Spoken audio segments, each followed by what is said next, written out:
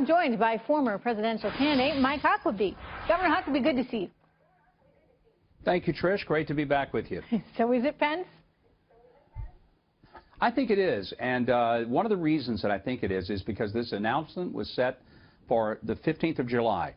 If Mike Pence is going to make a move, he has to make it by tomorrow.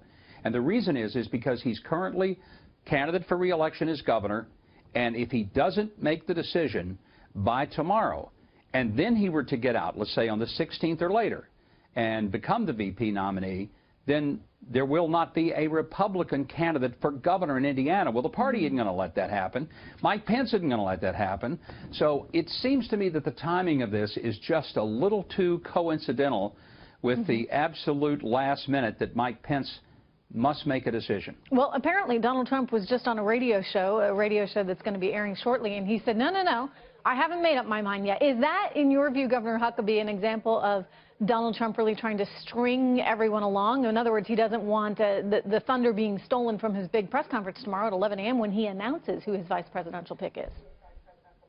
Well, you never want that to happen. I mean, if you're going to make an announcement and then 10 people make it before you ever get to the stage, it's pretty frustrating. I've been there when somebody leaked the information. So it's possible that he has someone else in mind. It's possible that he's going to, at the last minute bring, whether it's Newt Gingrich or Chris Christie or whoever. But I think right now all the signs are pointing to Mike Pence. And one of the things that we will forever know is that if it happens, I want to know who it was that went out to the Indianapolis airport and messed up Donald Trump's plane so he couldn't fly out and had to spend another several hours with Pence so Pence could lay it out there for him. There you go. So that's going to be the big story. What is it that Governor Pence brings to the table in your view? He's solid. He's a solid conservative. He has had experience in Washington, 12 years in the Congress, 4 years as a governor. So both at the state and the federal level, he's actually governed. He's not the kind of person that makes people mad.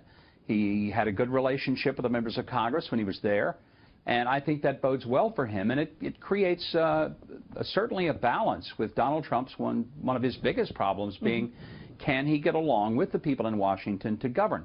I don't think people wanted to get along so that he will just go along. And we used to say in Arkansas, when someone went to an agency to try to change it and they didn't do it within 6 months, they'd gone native.